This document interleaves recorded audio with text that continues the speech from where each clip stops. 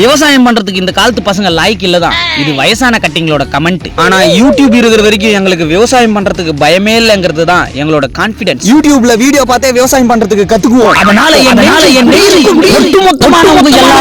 ஒட்டுமொத்தமானவங்க எல்லாருக்கும் என் உயிர் வேண்டுதல்கள், என் உயிர் வேண்டுதல்கள், என் உயிர் வேண்டுதல்கள். என்னோட வயல்ல நான் இப்பதான் வேர்க்கடலை விதைச்சிருக்கேன். யாருமே ஆடு மாடை என்னோட கைனில இருக்கிற கலக்கா செடி மேல அவுத்து விட்டுறாதீங்க. அப்படி ஏதாவது ஒரு ஆடு மாடை நான் என் கைனி மேல பார்த்தேன், காலை வச்சு சூப்பு வச்சு குச்சிருவேன். ஆடு மாடை சொன்னேன். இதை நான் எதுக்கு சொல்றேன்னா, நான் எதை நினைச்சு விவசாயம் பண்றதுக்கு வந்தனும் அப்படி நான் நினைச்சதை கொஞ்சம் கூட பிசுறு இல்லாம செஞ்சு முடிப்பேன்.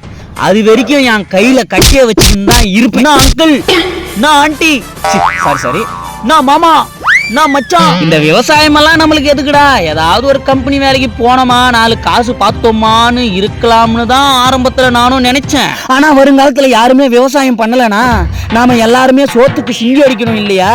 ரொம்ப கஷ்டம் ப்ரோ, ரொம்ப ரொம்ப கஷ்டம் ப்ரோ. சோறு சாப்பிட்டாதாங்க பசி ஆறும். வருங்காலத்துல யாருமே விவசாயம் பண்ணாம போயிட்டா சோறு எப்படிங்க சாப்பிட முடியும்? நான் இவ்வளோ சொன்ன பிறகும் ஆடு மாடை என் கைனி மேல அவுத்து விட்டு அசால்ட்டா இருக்கிறது, அல்லு சில்லு, இந்த பயோஸ்கோப் எல்லாம் காட்டுறது, இதெல்லாம் வேணாம். நானு கொஞ்சம் கொஞ்சமா காசை சேர்த்து வச்சு விவசாயம் பண்றதுக்கு வந்தவன். நான் வரும்போது இதுல நல்லா சம்பாதிச்சவங்க, சம்பாதிக்காதவங்க, மருந்து குடிச்சு செத்து போனவங்க அத்தனை பேரோட பாடத்தையும் தெரிஞ்சுக்கிட்டு பல பேரோட உந்துதலையும் ஊக்கமா எடுத்துக்கிட்டு என்னோட கம்பெனி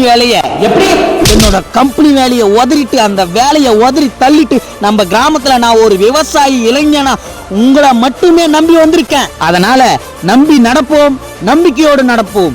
சின்ன முத்த உன் கைனில மாடு இறங்கிச்சுடா. ஐயோ, இந்த படுபாவிகளுக்கு எந்த மாடு லெசன்ல சொன்னாலும் மாடை ஊத்துறத நிப்ப மாட்டானுங்களே. நான் என்ன பண்ணுவேன்?